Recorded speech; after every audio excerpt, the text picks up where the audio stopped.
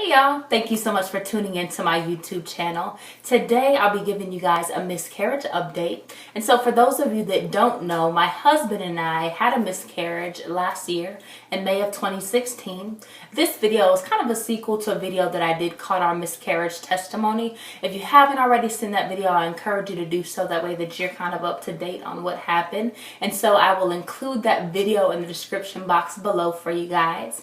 And so the reason that I wanted to do this video is because when you lose a child or you lose a pregnancy, you go through a grieving process. And that's exactly what it is. It's a process. And so some days are good, some days are bad. And so I kind of just wanted to share with you guys me and my husband's journey through the whole miscarriage ordeal.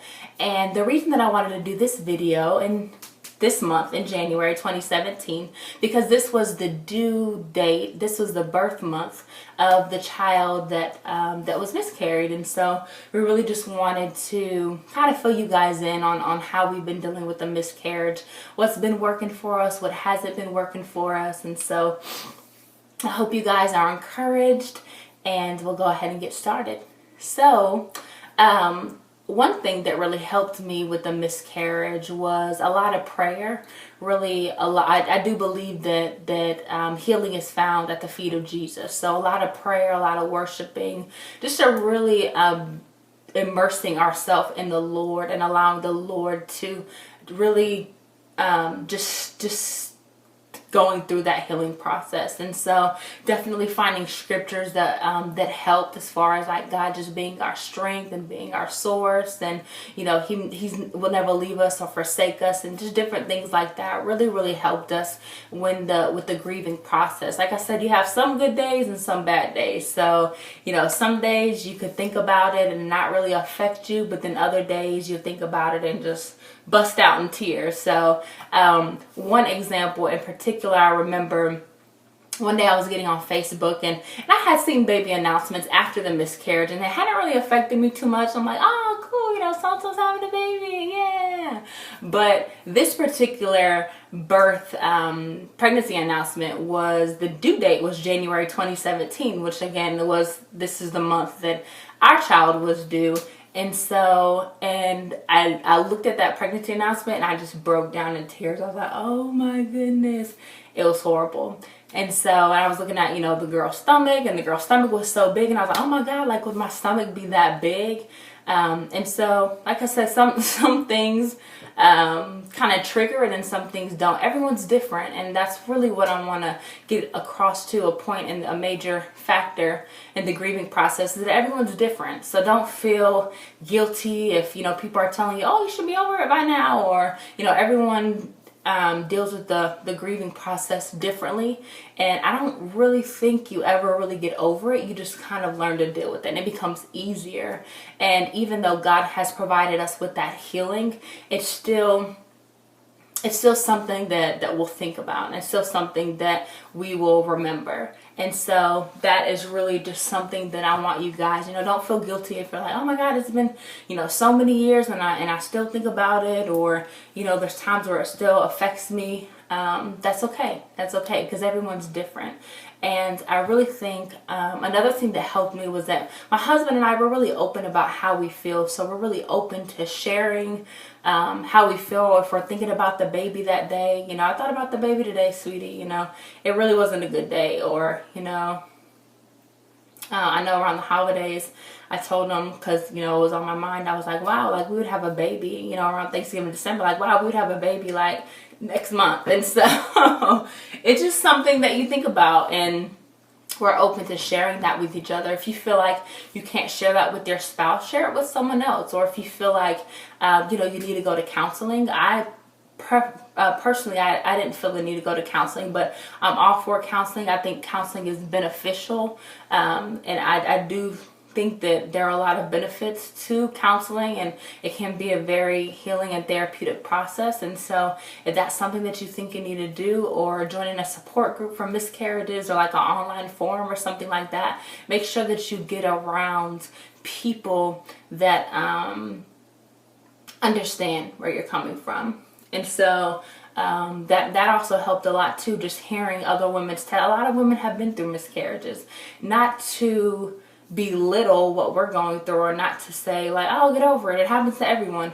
But I found a lot of strength in the fact that, oh, you've been through it too. Oh, you've been through it too. So many women in my circle and online had gone through that experience and have gone on to have kids. And so it really just gave me a lot of hope and a lot of strength to know that, you know, there's people out there dealing with the same things that I'm dealing with. And not to say that they know exactly how I feel, because two people can go through the same exact thing and have two very different experiences, but it just really, it's a lot of comfort. And so I would definitely recommend you guys continue to pray, find scriptures that you can stand on, that you can meditate on, and really comfort in God's word and in God's presence.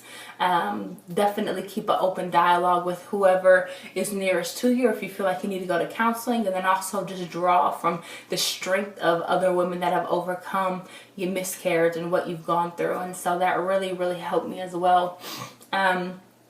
Some things that the Lord dealt with me on, because obviously my husband and I in process, you know, trying to conceive, and after the miscarriage and following the miscarriage, and this is what I see in a lot of women, and it's something that happened to me too, is just dealing with fear of your next pregnancy, as far as, you know, Lord, if I get pregnant again, I'm afraid that I'll miscarry. And so a lot of women carry that fear into their pregnancy. And I know I didn't dwell on it, but, you know, the thoughts crossed my mind, like, oh my God, can I carry a baby? You know, if something wrong with me, or something wrong with my husband, just those fear. And you really have to make sure that you're able, the scripture, you know, take captive every thought and bring it into the obedience of Christ. You know, the Lord did not give us a spirit of fear, but a power of love and of a sound mind.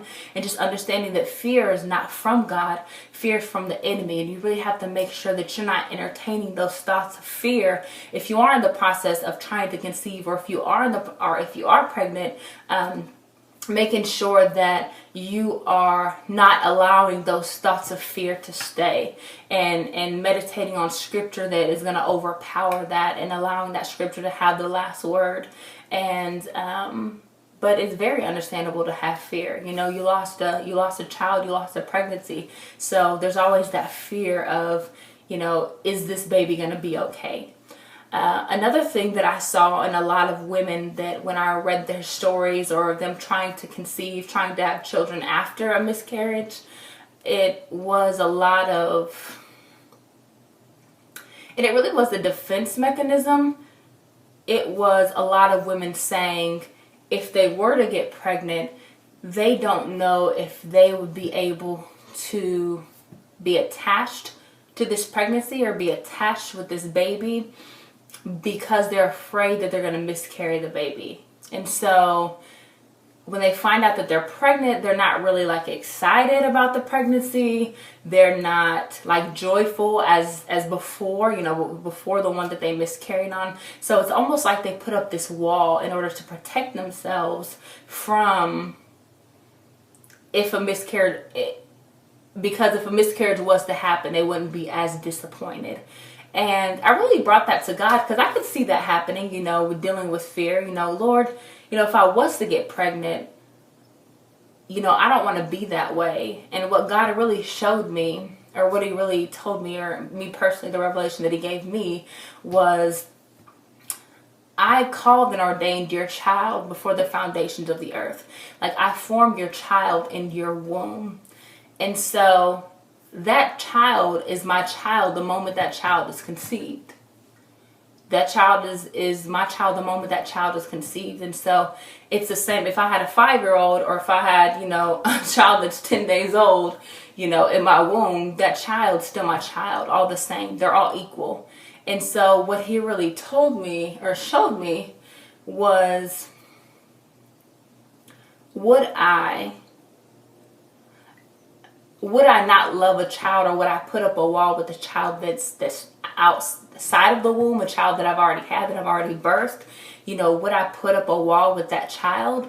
And I'm like, well, no, I wouldn't. You know, I'm his mother. And he's like, okay, same thing. Like, you're that child's mother. Whether you have that child for 2 months or 5 years, you know, and God forbid something happens, you know, I made a decision that I was going to love that child to the fullest, whether or not that child was still in my womb, whether or not that child, and if that child was born, whatever the case may be. But that's just kind of the revelation that God have gave me, and it really helped me say, you know what, regardless of if I could miscarry again, the moment my child is conceived, I'm gonna be a mom that says that I love my child to the fullest with everything that was in me, regardless of having that fear of, oh man, what if I miscarry, or what if this child doesn't make it?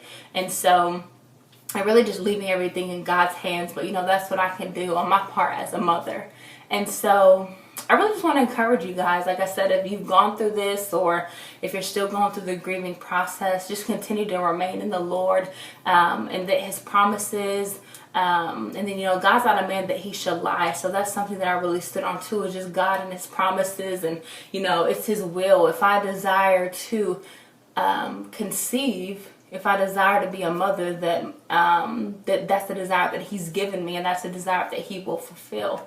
And so I just really hope this encouraged you guys. Like I said, it's just an update on our whole grieving process and our miscarriage experience. If you guys have any questions, comments, or concerns, please feel free to leave them below. Give it a thumbs up if this is something that helped you. Share it if it's something that you feel like would help someone else. Definitely check out the first one with our miscarriage testimony below. And I will see you guys next time. All right, you have a wonderful evening. Bye.